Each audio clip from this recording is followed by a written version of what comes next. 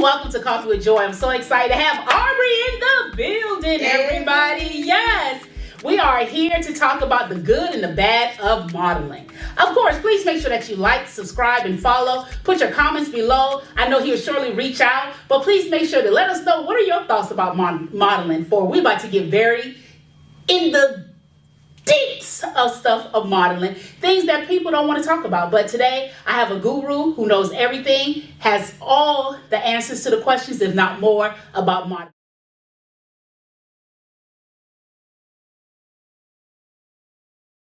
Before we get into it, Aubrey, tell the people a little bit about yourself. Yes, so I'm Aubrey, the co-founder of National Currency Incorporated, the SVP of John Mark Collection, and the founder of the B Agency, which is all things sponsorship, brand management, coordinating, and I also coach models now. You can look at me. We can talk this. Oh. Yeah. Yes, it just get your side. You know. Yes, people. He's always on cue, ready to go. So now let's get to. We're gonna. It's the simmering. So the pot just getting on the stove. You see the bubbles in the water. So, what is modeling? What is modeling? So modeling is broken up in a few different components. You have runway, you have editorial, you have commercial. So it just depends on what you feel is your niche. Sometimes you have to find your niche. Sometimes modeling, you can do all three depending on the requirements. But the fashion industry has evolved over the years to be able to set your own standards. Designers are wanting to be more realistic with the everyday man and woman to have on their runway. And the reason why we ask that, because I think a lot of people just think modeling is just runway. It's just you got to be in front of a stage to model, and it comes in various forms, as you stated before. So if somebody wants to get into modeling, what's the first thing that they need to do, no matter what area, where they live, what state or city or country? What should be one of the first things that they do? Research. Yeah. Google, YouTube is your best friend. Understanding what type of modeling you want to get into. Research that. Look up models that are very successful that's doing the things that you want to do. Follow them. It's classes all over the country. People are doing modeling coaching classes for runway and posing that I think will be really great to kind of brush up your skills before going into those major castings. Now, what should they wear? Because I think now we know what they should wear, but some people has really made it where you come as you are. You dress. We want to see what you look like. But what is the authentic look that someone should do if they go into a runway model? If you go into a runway casting, you definitely need to have a fitted tank top on, black fitted pants or leggings or jeans. Ladies, 3-inch heels. Guys, a hard bottom sole shoe or like a Chelsea boot. And what happens if they don't have these items? These items are something that I feel like you can get off of like Amazon or your local retailer. But you also want to look at like the flyer or the information, because sometimes it may be say come as you are because they want to see your personal style or your creativity. But for the most part, when you're going on castings and go-sees for runway, they want the sleek black so they can see what you would possibly look like in the garment. So, okay. I appreciate the background, the denominator to it all. But I guess, like for myself, who love modeling, who done the research, right? There's really no formality. Formality against all like runway models. So people, we just want to make sure we stay focused on, we talk about the runway casting, runway model. So we don't want you to think that we're talking all over the place. So, but there's no formality. So like Dallas is having something, DC's having something. And let's say, hey, an individual may be able to make both, but they see something different. Why the difference? Let me say that. Why the difference in the two if someone chooses to do come as you are, or DC say, hey, we want you to wear all black, must be in your 3-inch heel. Why not the formality? I think it's all about, again, the person that's casting. They have autonomy of like what they want to see. Like some years, even with National Curves Day, when we did our virtual casting, we wanted to see people, their personality. We want to see how you would look on the runway in clothes. There were one year where you had to wear all black. So it just really depends on the feeling of the producer or the creative director who is actually producing the runway show. Do you think some people get mad and pissed, be like, you know what? You don't need no heels. Just come. Because I think people get very mad when you don't select them, and if I could freely say, you have quite a few people who come out, and of course you have to be very selective. You have to go through your list and making sure you pick the, for lack of wording, correct people. But some people get mad when they don't get selected, so they start their own organization. Now they come up with their own rules, going against what you all say, or whoever that may be, and they start something totally different. How do you feel about that? I also feel like there's room for everyone in the market. I think when people don't get selected, it may not be your time right now.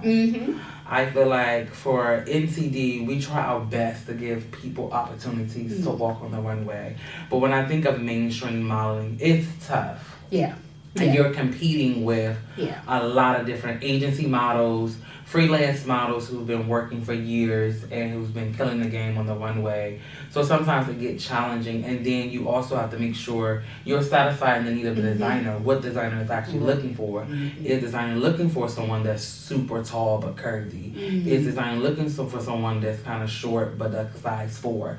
You got to understand what the designer is looking for, because at the end of the day, modeling and models modeling in shows is really all about the clothes. Right. It's not really about the model. You're basically a walking hanger, but you want to make sure that you are also selling the product as well.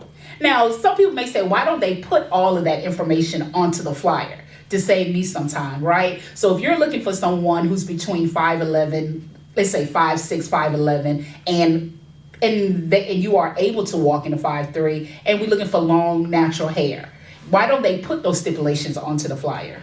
I think that some, castings want to also just sing fresh face and be able to have, like for NCD and some of the castings that I've been on, we always want to make sure that we are keeping our runway show fresh and current, and also giving the underdog the opportunity.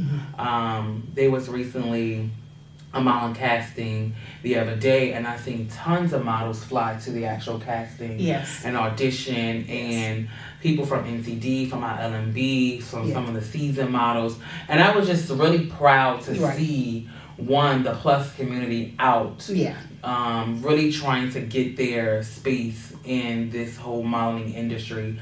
And a lot of the people that was there had on all black.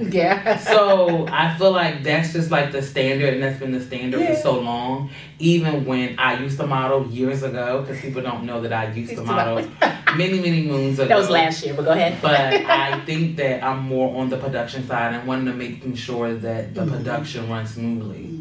Now that you talk about plus models, at some point, where do we get tired of fighting for a place? Why don't we just be a model? Why do we have to keep tagging plus model, thin model? When would that adjective no longer become where we just want models? We're looking for models. Yes, understand we have to look for sizes because these clothes are based off size. But why do we have to add that tagline to an individual to say, here's the plus model that we have here? Joy, this conversation could go forever because I can tell you about an experience in Paris a few years ago. John Mark walked the runway. We had 3 shows. This is our 3rd show.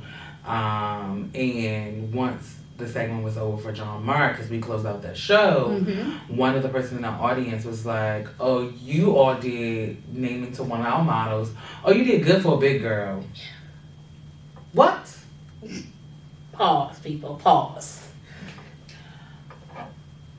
Again, the adjective. Why? I just didn't understand. I was like, why couldn't she just do good as a model? Correct. So to answer your question about plus modeling, I honestly don't think it is going to change anytime soon because it's a separation. It's definitely segregation in the fashion industry of wanting to know, okay, we're looking for plus models or we're looking for straight models, which I just look for a model and these are the sizes you're looking for. One of the things I really like about some of the designers during New York Fashion Week, some of the mainstream designers, they always include plus size models and curvy models in their showcase. You really can't say diversity, inclusion, and equity without including the plus size industry. You want us to buy the clothes or you want them to buy the clothes, but you don't have them included in the shows. They're just fabulous models that know how to walk. Correct. That's just at the bottom line. Correct.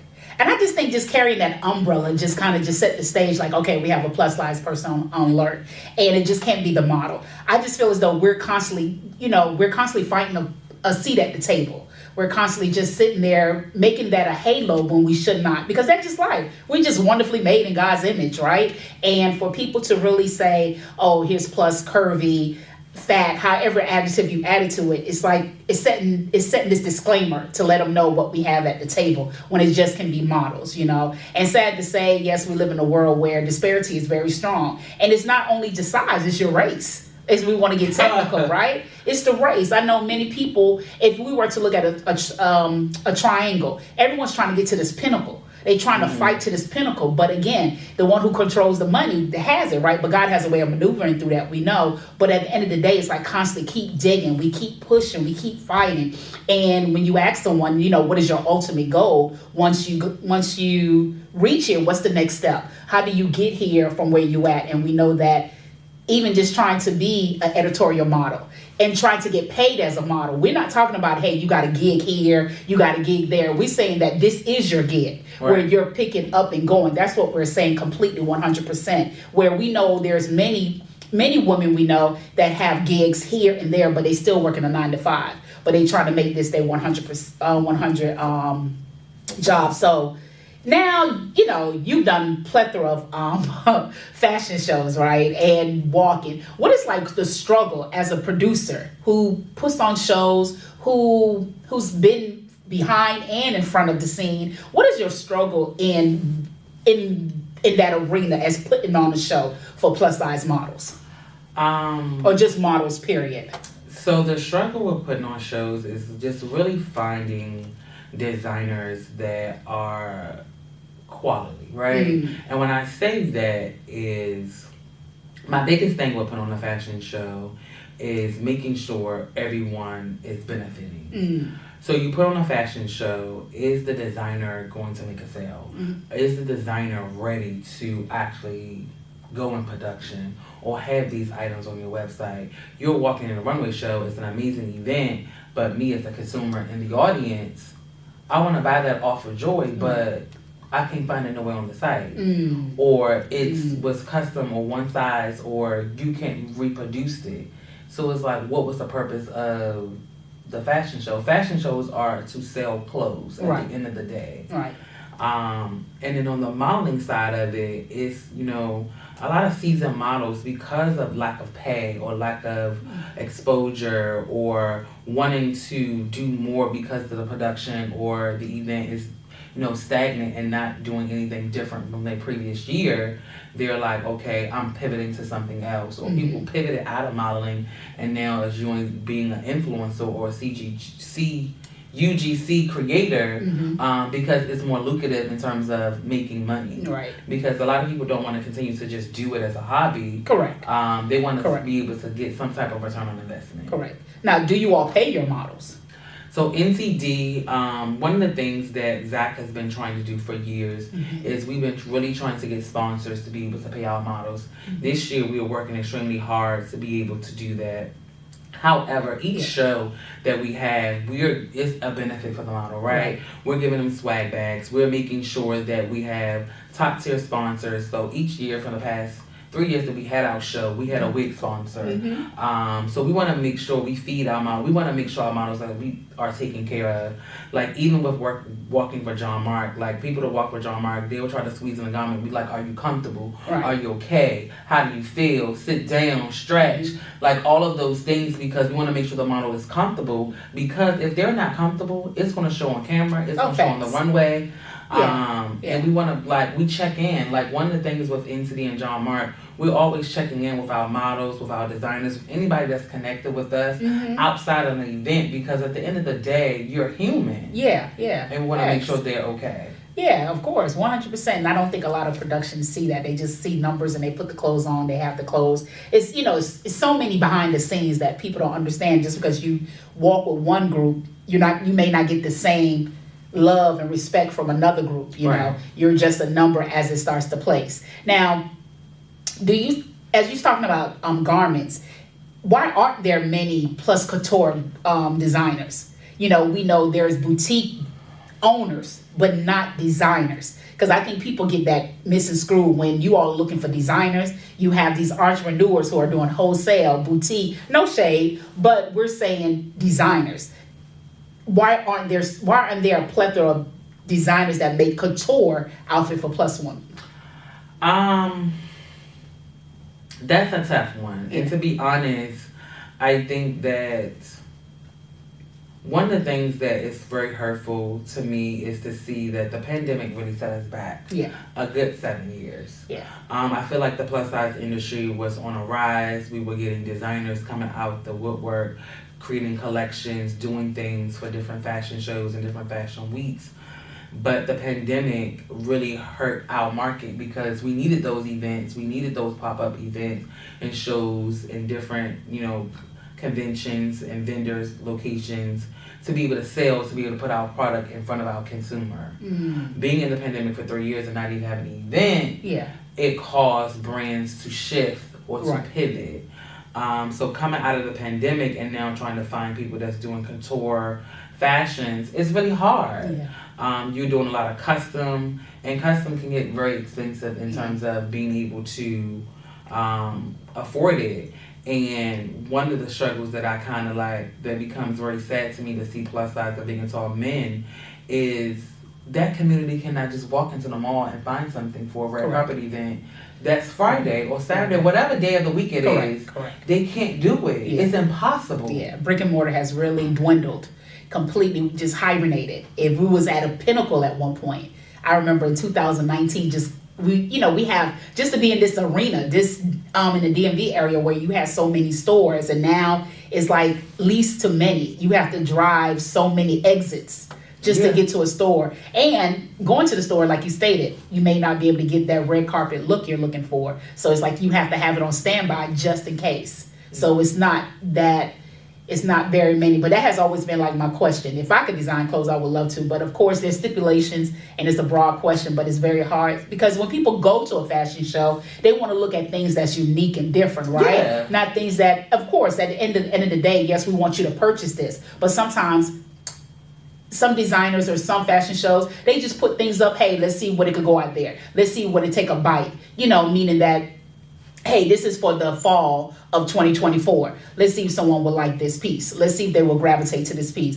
And I think, me personally, I could be wrong, but looking at some of the fashion shows like New York and Paris, some of the stuff the debacle is just crazy. Some of the stuff that they walk around in, it's like, how do you expect to sell this? So I think it's like some comical to it. And you could clean that up.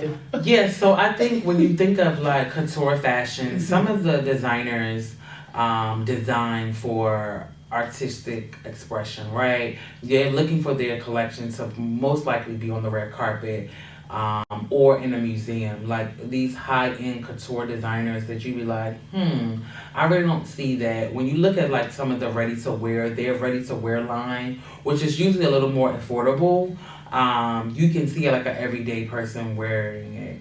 One of the things with John Mark, we try to blend the two. We try to give you that high fashion, but also that ready to wear. So it looks and appears like I can wear this to an event. I can wear this to a show. I can wear this to church or whatever you're going. You can mix in your pieces, and depending on your accessories, it can be avant-garde. So as you talk about John Mark, what is John Mark? Who's John Mark? So John Mark... so John Mark is a brand designed by Zach Bell. She's the designer of John Mark. Is my business partner, also my sister. She rebranded in 2013 from her original brand called Totally Secret. She was in a class in undergrad, and she was like, John Mark is going to be the name. And I was like, I love it. Let's run with it. And since then, we've been rocking. This past Fashion Week in February, we did a show in New York Fashion Week, which was literally our 10-year anniversary showing. Whoop, whoop, 10 years. Fashion Week. So it was just really amazing to be able to see. And I pushed her after graduating undergrad in 3 months to show at New York Fashion Week. Come on. And to see our growth and our development, and we're now moving our collection to small manufacturing. So a lot of the pieces that was seen during New York Fashion Week is also on our website. Oh, okay. To be able to purchase, and that's the kind of thing that I think, especially for the plus community, Mm-hmm. they want to see, click, buy. Correct. And because it's a unique piece. It's something different, something that it's a universal piece where you can continue to, mix and match. Because I love a good piece that you can make it universal, Absolutely. where you're able just to add this piece here and also be season transitional, right? It goes from spring to summer, whatever it may be. But now, John Mark, you stated NCD for a while. We haven't told the people what is NCD. Yes. So can we clear that up for the people who may be asking? Yeah, so NCD is National Curves Day Incorporated. It's a national day that Zach founded 10 years ago to celebrate plus size women at the time. I want to say 2.5 years into celebrating plus size women, we started celebrating all women. And then 3 years, we incorporated men. And the most beautiful curve on anyone's body is their smile. So if you are automatically a part of the community because you have a smile. And we try to promote body diversity and self-love for all. And we try to represent that on the runway when we do our show. Awesome. And I know it's a big push with NCD, right? With men. Why the heavy push with men, especially tall and plus men? Because we realize that men have some of the same struggles as females. If not more. Yeah. Or if not more. But my thing is, they don't talk about it. Correct. It was understanding that they had a struggle, and NCD wanted to spotlight that. We wanted to showcase that. We recently just partnered with the Bigger Picture, which we actually co-founded with Cameron and Brandon. Okay. An organization that's catered to the big and tall men to be able to give, plus size men a resource and a spotlight to be able to understand and navigate the community. We were super excited to do New York Fashion Week Men's Plus, which was the first of its kind. Okay. It's been something that Zach and I have been talking about for years, but being able to partner with our co-founding organization, The Bigger Picture, we was able to put that on, and we had 40 individuals, male models, showcase and walk in the middle of Times Square at the fashion shows, really showcasing and saying that it's not really a protest, it's basically saying that we need to have the same opportunities as plus size women. We need the same opportunities as anybody else. We are just a model, and we can walk, and we want to look great, and we want to buy too. We have a buying power. Yeah. Now, and I know one day, I think I was just searching, because again, you have these stores, and not to call out any stores, but mainly online, where plus women could get things. Of course, we still have to wait the shipping process, but it's easier and it's more affordable. But when you look for plus tall men, it's not accessible, and you have to go to these higher brands to really where a plus woman like myself could probably pay I could flip $50 with 5-6 pieces and change it around, versus a man, he may be able to buy this one jeans or shirt for $100. It's the lack thereof. Now, why don't you think, and of course, it's subjective, why do you think designers or brands really don't care for tall and big men? I think, like you mentioned, it's definitely subjective. Even for me and trying to shop, it's really hard. Or the men's section when you go to department stores, it's so small. It's given the size of your bathroom. Yeah. And you well, all these other clothes is women. And I think, because when you think of men like myself, men kind of know what they want. Yeah. They know they going into the store to get a shirt, some pants, and shoes. Yeah. Women go to the store, they're like, I'm going to get a purse. They end up coming out with a purse, a jacket, shoes, earrings, accessories, glasses.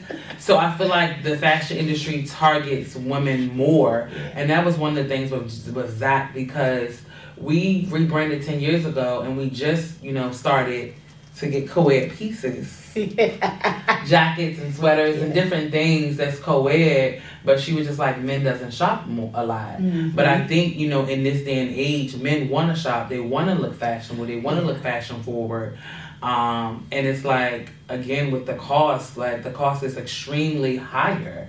And then when you add big and tall, it's okay, now I have to get custom pieces, I have to go to a custom clothing there to be able to find something to wear, especially when you think of like a lot of the athletes. They spending thousands of dollars just to just wear jeans and a button up on. Yeah. And I just feel like this is a call to action, honestly, to retailers and brands. If you design it, the plus size and the big and tall community will buy it. They will. In variety of colors. Because my thing, I love to see men in color. Any men, any size. I really love to see men in color because you're going against the grain. And it really brings out your personality. Absolutely. And it opens you up externally. When you're stepping out of the gray, the blue, the black, and white. I love to see a man with patterns and colors, vibrant colors. And it has nothing to do with your sex. It's just, I love to see men with color. Absolutely. It adds the personality to you. And I think brands are they stuck around that brown, gray. It's a safe zone. Like when you think of like plaids and polka dots and army fatigue and denim and different prints and playing with different prints. Yeah. I think is really key. It shows your personality. It shows your creativity. I feel like the community, the retailers and designers are so stuck in like, this is what the silhouette is. This is the norm. And if you don't have any fashion sense, all you can do is just buy what's on the mannequin and wear it just like that. Right. Yeah. And you're not really working your closet. I feel like you should be able to work your closet with different pieces. Right. Now, have you all decided to have like a workshop for men? Like, hey, this is a free seminar to help, because part of that, I believe, too, a lot of men don't have females in their lives. And if they do, it's very minuscule that the female's probably a fashionista or stylist. And when I say stylist, that means you don't have to completely go from head to toe. You may just say, hey, I may get this cameo jacket with the white tee, some jeans to change it up. Have y'all thought about having a workshop for men to really show, hey, here's a fashion show of men who love stepping out who will move away from being safe? Have you all thought of that? So we have. So I actually, with my, business partners, Cameron and Brandon. Cameron, me and him talk about that all the time. And one of the things that I love about Cameron, he always pushes the grain when it comes to fashion. And wearing things that's completely out of the norm that you would not think you would see a big and tall man with. So we talked about like what are some of the needs. Like one of the things that we kind of do is listen to the community. Understand what the needs are and try to answer those. So we are coming up with some type of workshop. It would definitely be like on live or like a Zoom where we can have people come in. We bring people on to talk about different fashions. Plus one about like the stylist that I work with, Ron Collins. Yes, Ron. He is amazing when it comes to styling, and I push the envelope for him because he's my client.